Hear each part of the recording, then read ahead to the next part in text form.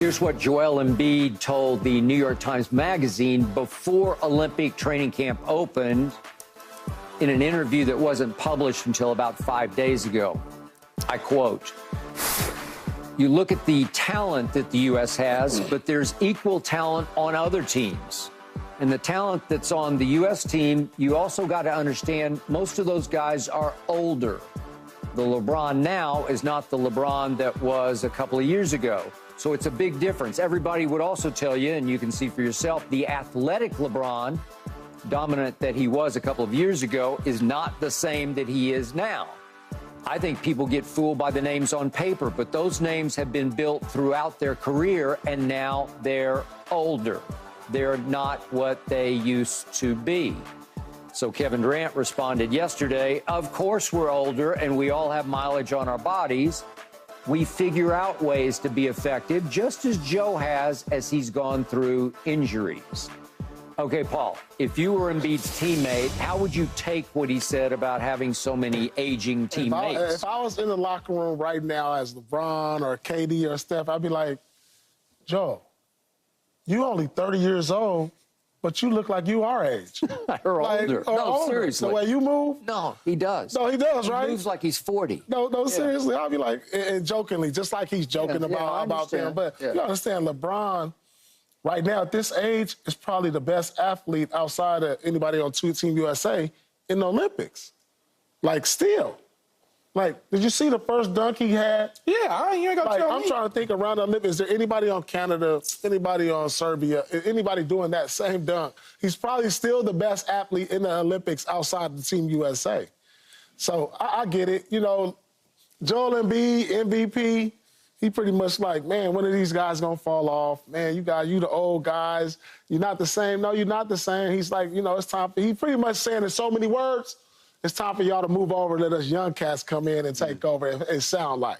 But it's just that these old guys is still sustaining the level of greatness. It's just amazing when you see Curry, Kevin Durant, LeBron still sustaining what they're doing. And so they haven't moved over to allow Embiid to be the guy now. And it's just like probably frustrating for them. You're like, yeah, they're old. Hey, Embiid, hopefully you still looking as good as them when you're that age, because, you know, those injuries pile up and they take years off them. It looked like Embiid's injuries taking years off of him. You see him laboring around, and he's only 30 years old. And, you know, I'm not really sure he even knows what he's saying. That's possible, too. I think he's kind of jokingly saying it. I don't think he's serious. Even if he's jokingly saying it, I don't think he registers what he's saying. Like, he likes to have fun and just talking, so he doesn't understand that LeBron averaged 28 points this year in the regular season in the NBA. So when you say he's not the same as he was a couple years ago, well, my eyes done play tricks on me then, Skip, because I see him as, they look the same to me. I mean, what else is, what's different? Okay, maybe he had a few more turnovers, maybe his defense isn't as tight, but he looks the same to me. I think what he kind of meant now when you look at it, it's bigger than numbers. It's more their impact on winning. You know, the numbers is always going to be there because they understand. Steph Curry just won a championship 2 years ago, man.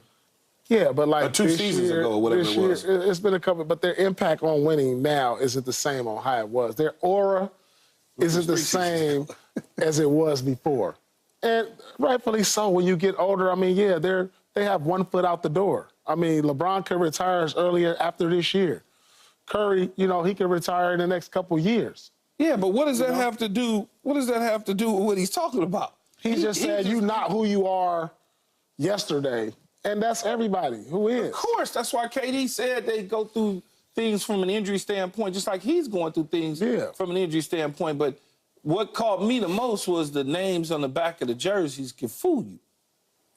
Well, yeah, but these dudes aren't. This isn't Larry Bird in '92, where he couldn't play in the Olympics and he sat down with a heat pack on his back the entire time. Yeah. These dudes could actually still play. Yeah. They're still relevant in the NBA today, where Larry Bird was like, it was over with, it was done. It was, you know, him and Magic did it for, you know, the giggles, so to speak, or whatever. They did. These dudes still got 3 and 4 years to play in the NBA. They do. So I just don't think he really knew what he was saying. Okay. Joel is getting to the point of he just talking too much. That's what I'm saying. Right? Just talking. But every time he's opened his mouth lately on these podcasts that we have discussed, every quote that comes out of his mouth is, "Oh, woe am I. Oh, poor, pitiful me." And he's constantly trying to reduce pressure and expectation on himself, because the first one we talked about was about the Celtics. No, they're a super team. If I go 5 for 20, we get blown out. I don't have as much help. Jason can get away with a bad night because he's got way more help than I have. It's oh, poor, pitiful me. Then yesterday we talked about, he said, I'm the most hated man in the league. Well, no, he's not. But he's trying to turn himself into more of a sympathetic figure.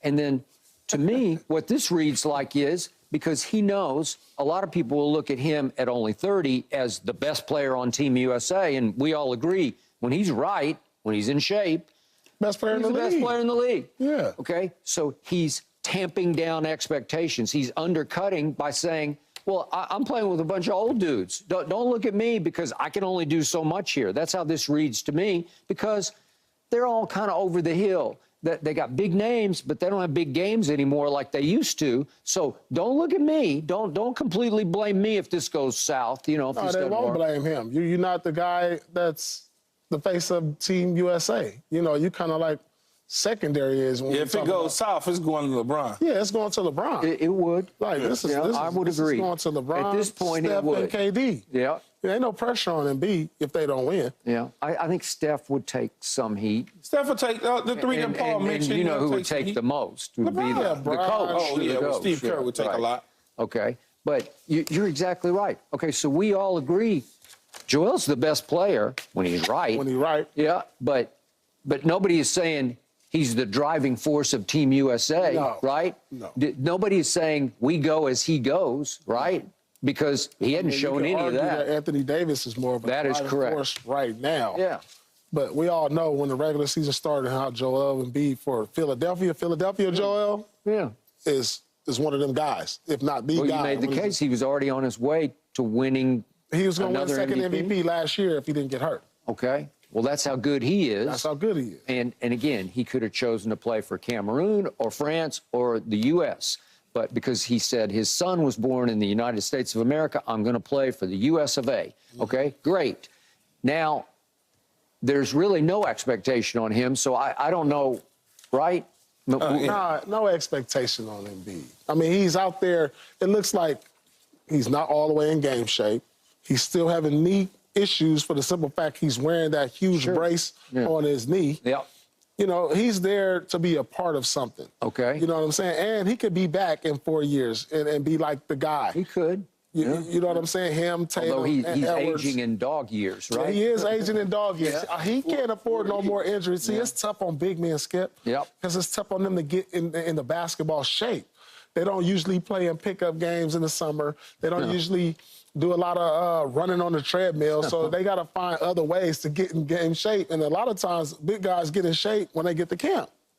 And so, you know, this is going to be rough on him as he ages, as he continues to deal with injuries. And I just hope, you know, based on his talent and the way he doesn't really need his athleticism, that he can stay injury-free and continue to play at a high level for a number of years. Okay. Yet he does start, right? Yeah, he starts. And he starts because Steve Kerr is saying, you're the guy, right? Like, he could start Anthony Davis, but he doesn't. I mean, going into this, if you had to choose, think about this. Before the Olympics started, you say, who you taking, Embiid or Anthony Davis? You're going to say, I'm taking Embiid. Yeah, I'm taking Embiid. 100%. Yeah. 100%. Play the 5, shit. Would you swap AD right now for Joel Embiid? In the regular season? Mm-hmm. 100%. I probably 100 is no thought process. I probably would not, based on the way AD played this year. So you're going to sit another year and keep complaining.